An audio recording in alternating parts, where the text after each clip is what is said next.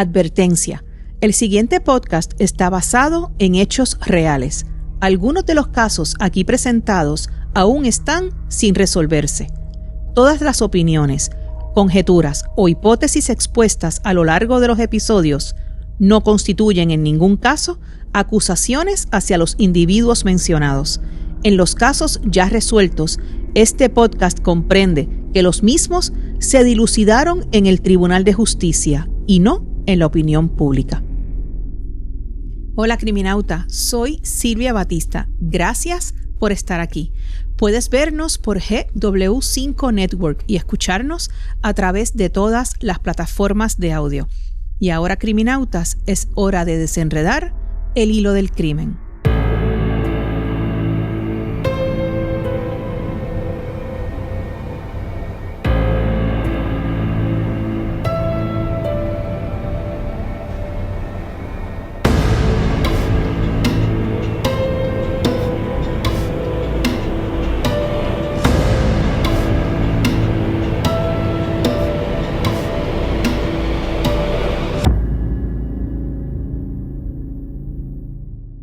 Ese día no se me va a olvidar porque mi sobrina murió el día de San José, día de mi santo.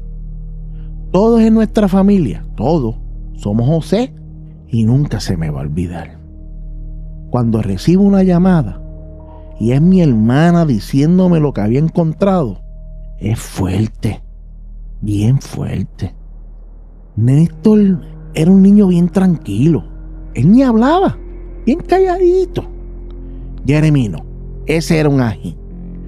Yo le hacía carácter y él me ponía cara. Me retaba. Era un muchacho con un temperamento fuerte. Y viéndolo así, la forma en que lo mataron, el que lo hizo con odio y crueldad. Santurce, Puerto Rico. En la madrugada o la mañana del 19 de marzo de 2011, el silencio del complejo de apartamentos San Juan Park fue quebrado por un crimen que aún estremece a Puerto Rico. Dentro de uno de sus apartamentos, la policía halló una escena imposible de olvidar. Lorenis Karen Mejías Contreras, de 30 años y embarazada de 8 meses, yacía muerta junto a sus 2 hijos, Néstor y Jeremy, de apenas 8 y 10 años. El cuerpo de Lorenis mostraba heridas de arma blanca y golpes contundentes. Sus hijos también habían sido apuñalados sin piedad. La violencia fue tal que la sangre se filtró. Aquel crimen no solo arrebató 3 vidas inocentes y una por nacer. También destapó secretos, teorías y silencios. El ADN reveló que el bebé que esperaba era fruto de una relación con un policía que estaba casado. Testigos hablaron de drogas perdidas en el residencial. Y con los años, la investigación tomó giros inesperados, hasta llegar a un arresto reciente que más de una década después mantiene viva la pregunta que persigue a toda una isla. ¿Quién mató a Lorenis y a sus hijos en San Juan Park? Comencemos. Para investigar este caso, tuve que hacer un análisis cruzado de la prensa, es decir, analicé todas las noticias que encontraba desde 2011 hasta, que fue cuando sucedieron los hechos, hasta el año pasado, cuando salió la noticia del arresto de uno de los sospechosos, pero por otros cargos. Su arresto fue por otros cargos. Llamo análisis cruzado a verificar las diferentes versiones que salieron en la prensa escrita, medios y televisión, y entonces verificar que un dato se repite para darle veracidad o, en el caso de no repetirse, verificar por otros medios esa información.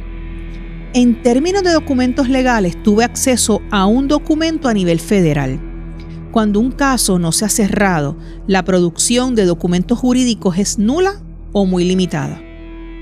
Ahora sí, comencemos. Es el viernes 18 de marzo de 2011. Lorenis hacía los últimos preparativos para su baby shower. Y ese viernes se arregló el pelo como preámbulo a la fiesta que vendría. El sábado, Lorenis Karen Mejías Contreras, de 30 años, y su mamá, Ramonita Contreras, habían planificado ir juntas a comprar las últimas cosas que necesitaban para el baby shower del bebé de Lorenis Karen, que nacería pronto. Como ya les dije, Lorenis Karen tenía 8 meses de embarazo. El bebé sería su tercer varón, pues ya tenía 2 hijos, Néstor Manuel de 10 años y Jeremy Manuel García Mejías de 8. Ese sábado, Ramonita intentaba comunicarse con Lorenis Karen para ir a comprar las cosas, pero ni Lorenis ni los niños contestaban el teléfono. Fue entonces que, pasado el mediodía, decidieron ir al edificio N del complejo San Juan Park Apartments, donde Lorenis y sus 2 hijos residían en el apartamento 10. Ellos tenían las llaves por si alguna emergencia surgía.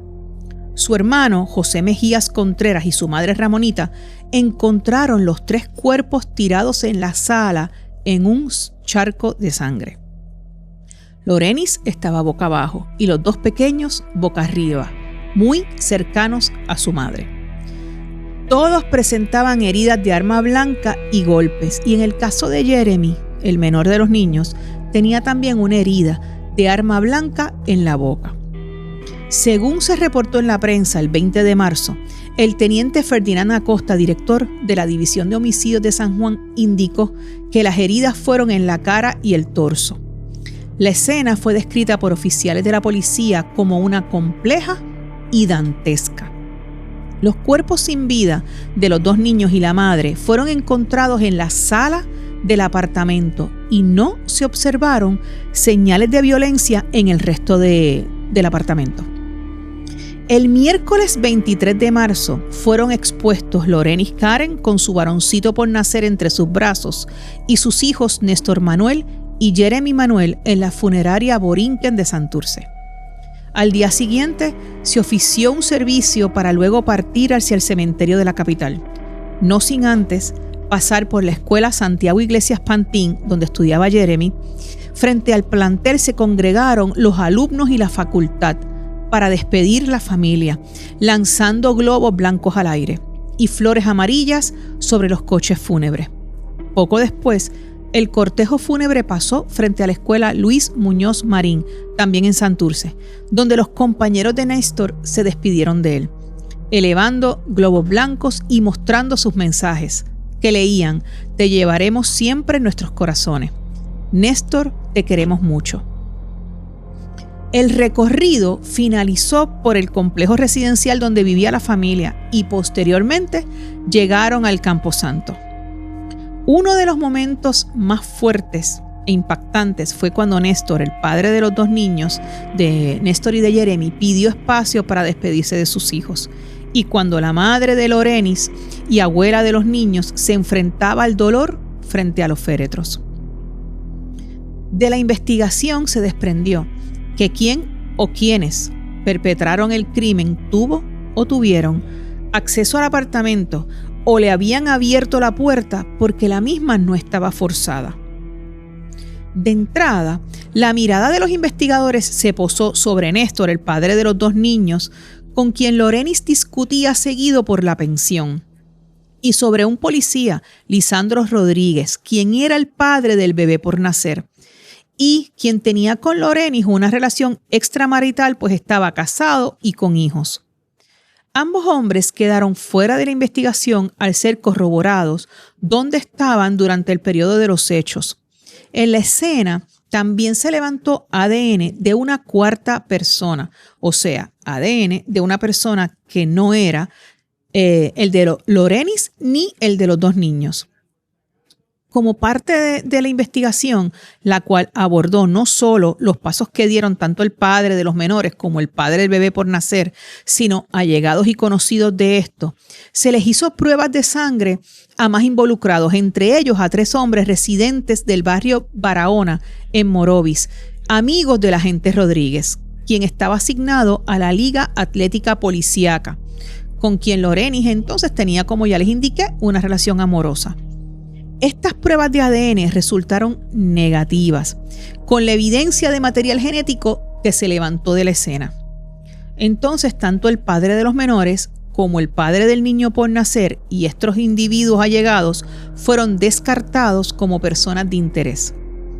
Las autoridades dijeron en su momento, y se publicó en la prensa, que los posibles sospechosos eran José Gilberto Martínez Serrano, quien se declaró culpable de 2 asesinatos posteriores a la muerte de Karen Lorenis y de sus hijos, y Dewin Sánchez Serrano, alias Hueso, quien en ese momento tenía pendiente un caso por violencia doméstica. Hueso era el supuesto guardaespaldas de Luisito, alias Murciélago, quien en ese entonces tenía 17 años al momento de los hechos y era el presunto dueño de un punto de drogas en el complejo. En adición, era el vecino de la familia masacrada con quien se dice que Lorenis Karen había tenido un problema porque uno de sus hijos presuntamente le echó a la basura un paquete de drogas. No obstante, desde un principio, varias versiones apuntan a que realmente no había evidencia suficiente. De la prensa pude ver que se entrevistaron cerca de 60 personas en los primeros días de la investigación, mayormente vecinos del lugar, pero nadie reportó haber visto o escuchado algo. Otra sospecha que se investigó fue que varias personas pudieron participar del crimen porque Lorenis Karen le increpó al vendedor de drogas por haber montado su negocio ilícito en el medio del pasillo del piso donde vivían, en este edificio N. Pero igual, han sido varias las versiones que han surgido a lo largo de los años. De la muestra de ADN que se levantó el día de los hechos, se hicieron pruebas en el 2011 y según el tiempo y la tecnología ha avanzado, la muestra se ha reanalizado. Pero el tiempo continuó pasando y aunque han surgido varias teorías y los investigadores han mencionado posibles sospechosos o personas de interés, como ya les mencioné, lo cierto es que el caso no se ha esclarecido o al menos no han habido arrestos relacionados directamente al crimen. En 2012, luego de un año de los hechos, José Contreras, el tío de Lorenis Karen, hermano de Ramonita, en entrevista con Primera Hora detalló que el agente Pedro Olivo Ortiz les pidió que tuvieran calma, pero no les daba información precisa sobre la pesquisa.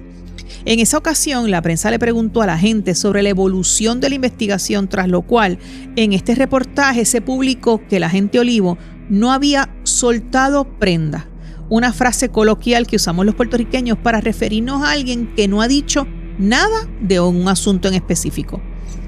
En 2013, Ramonita, la madre de Lorenis Karen, habló en entrevista con Primera Hora sobre el horror que vivió al haber encontrado salvajemente asesinados a su hija y nietos 2 años antes. En 2015, fuentes de la policía le notificaron a la prensa que próximamente los investigadores del caso harían unas entrevistas que podrían propiciar cargos criminales contra 4 individuos. Bajo la misma noticia de prensa escrita se reiteró la versión que hace poco mencioné, que el nene menor, Jeremy, llevaba días nervioso debido a un incidente un tanto confuso en el cual echó a la basura una bolsa de droga que le pertenecía a un vecino. Y llegamos al 2019, cuando entonces se da a conocer que la División de Crímenes Mayores y el Negociado de Ciencias Forenses habían recreado la escena en el apartamento que habitaban Lorenis Karen y sus hijos para corroborar una información que pudiera ayudar a esclarecer el caso. En marzo de 2023, la doctora María Conte Miller, directora ejecutiva del Instituto de Ciencias Forenses, habló en entrevista con el programa Día a Día. En esta entrevista explicó que en términos generales, la ciencia del ADN ha experimentado avances y podrían adelantarse casos que permanecen sin esclarecer. En el caso de Lorenis Karen y sus hijos, la causa de muerte fue establecida como homicidio por heridas de arma blanca y traumas por los patólogos forenses que hicieron la autopsia en 2011. Nueva prueba fue sometida y se ha trabajado. Mientras una investigación criminal está viva, los patólogos y técnicos forenses pueden responder en términos generales, pero no pueden ofrecer detalles particulares que pudieran afectar el curso de la investigación o la posible erradicación de cargos. Es por esto que las particularidades de un caso las podemos conocer una vez se dé el juicio en su fondo o cuando haya alegato de culpabilidad, si ese fuera el caso. El 12 de junio de 2024 se publicó en los principales medios noticiosos de la isla que la Oficina de Investigaciones del Departamento de Seguridad National Homeland Security había tomado jurisdicción del caso y custodia de un hombre arrestado esa mañana por la División de Crímenes Mayores, quien fue vinculado con la masacre de Lorenis Karen y de sus 2 hijos, ocurrida, como ya mencionamos, el 19 de marzo de 2011 en San Juan Park. Sin embargo, según confirmó la directora de la división, la sargento Karina Ojeda Erazo, Luis Soto Navarrete, alias Luisito, de 31 años, enfrentaría cargos criminales por la posesión de un arma ilegal, pero no con relación a la masacre de la familia. No obstante, el ADN levantado en la escena de la masacre ocurrida ese 19 de marzo de 2011 salió a relucir en una fuente, en una noticia que leí del periódico El Vocero, que no conectaba a Luisito Soto Navarrete con los hechos. Esto pudo haber sido una de 2 cosas: o que realmente estuviera descartado, o que, como originalmente se había dicho que la muestra que había de ADN era muy pequeña, hay que esperar a que la ciencia siga avanzando y se pueda confirmar la muestra que se tiene con la escena. Así es que todavía no sabemos si hay que esperar un poco más. En un documento legal que pude ver, se detalló que luego de este arresto que les mencioné del 12 de junio de 2024, Luis Soto Navarrete tuvo una vista el 20 de junio en la Corte Federal ante el juez Bruce McGivern para ver si seguía arrestado o si se dejaba en libertad hasta el juicio por la posesión de un arma ilegal. En el documento se señaló que el acusado estuvo presente, bajo custodia y asistido por un intérprete judicial certificado. En la vista, la defensa argumentó a favor de establecer las condiciones de libertad condicional, ofreciendo, valga la redundancia, condiciones restrictivas, empleo y residencia. No obstante, el gobierno solicitó la detención basándose en el riesgo de fuga y el peligro para la comunidad. Tras escuchar a las partes, el tribunal concedió la moción del gobierno y ordenó la detención sin fianza de Soto Navarrete. No tuve acceso a vistas posteriores ni a informes sobre el juicio en su fondo, aunque es importante recalcar que este juicio no tuvo que ver con las muertes de Lorenis Karen ni de sus hijos, sino, como mencioné anteriormente, por la posesión de un arma ilegal. Hasta el día de hoy, una familia clama por justicia. ¿Llegará? Cuando no tenemos respuestas claras, podemos al menos formular otras preguntas que nos lleven a mirar lo mismo, pero desde otro ángulo.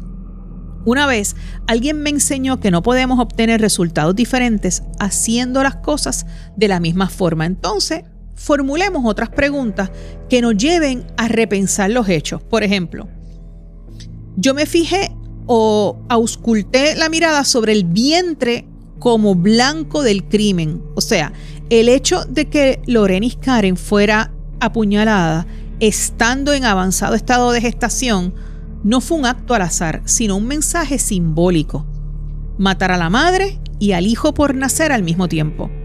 Esto sí repercute en violencia de género, no importa el motivo ulterior del crimen, pensando en si realmente tuvo que ver algo con narcotráfico o no. Aquí el tema es la violencia al embarazo, la vulnerabilidad de una mujer ante su maternidad, tanto del bebé por nacer como de sus hijos. Esto refleja una violencia manifestada en el punto más cruel, por alguien que se puede posicionar en uno de 2 extremos.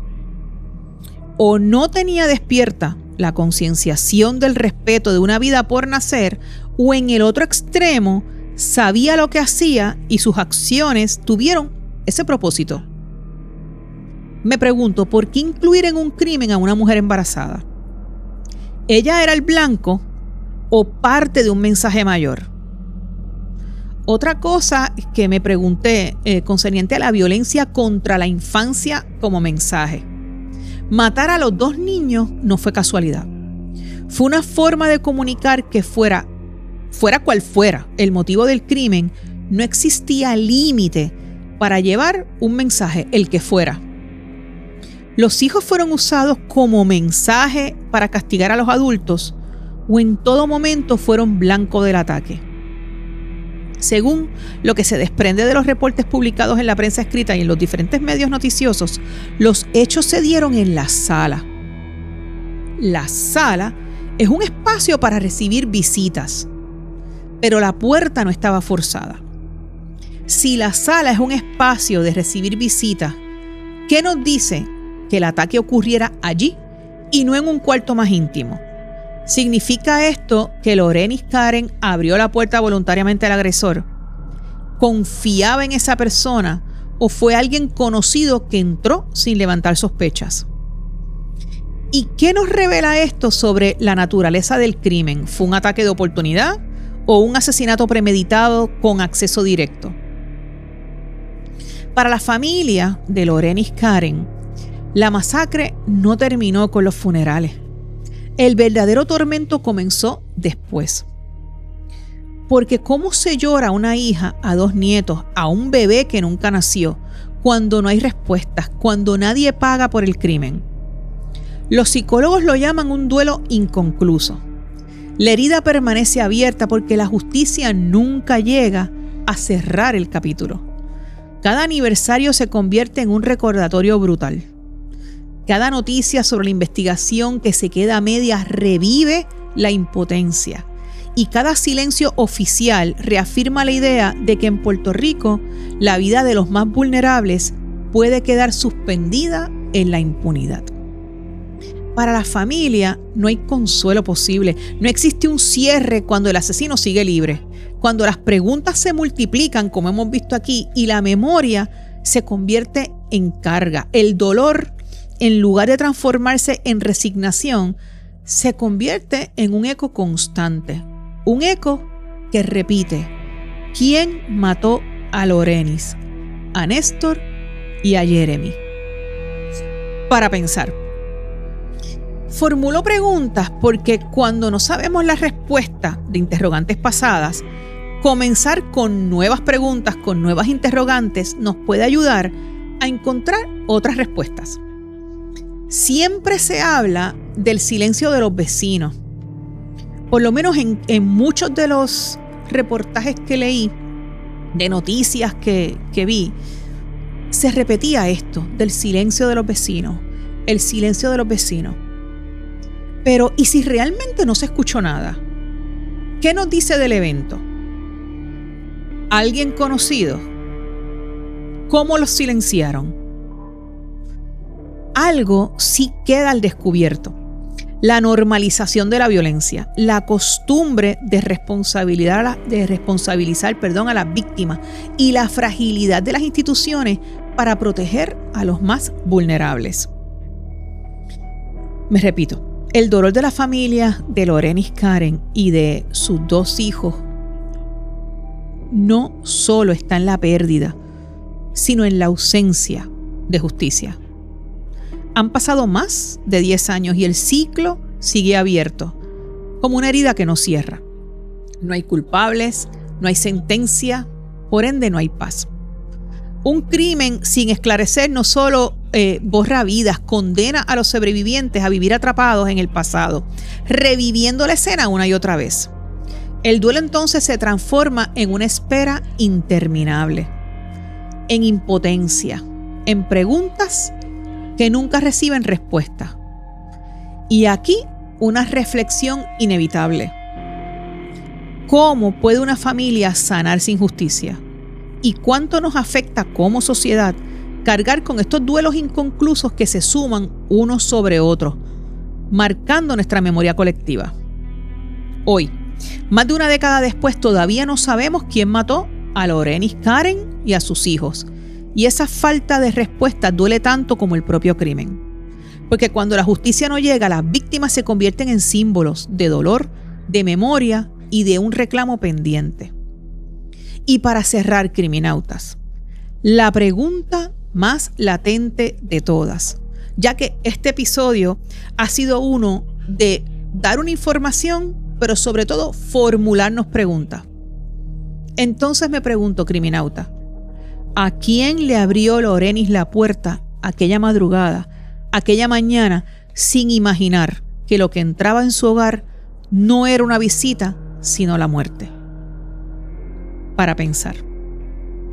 Gracias a cada uno de ustedes por ver los episodios. Este episodio, en específico, este caso, me lo habían pedido como 3 criminautas. Tengo los nombres anotados. Yo prometo que más adelante voy a mencionarlos para darles las gracias. Realmente hoy los tenía y se me quedó el papel. Me disculpo. Me tardé en investigar este caso porque, como les mencioné, solamente tenía mucha noticia, mucha prensa, pocos documentos legales, y entonces voy a este análisis cruzado y voy, como ya les expliqué, mirando.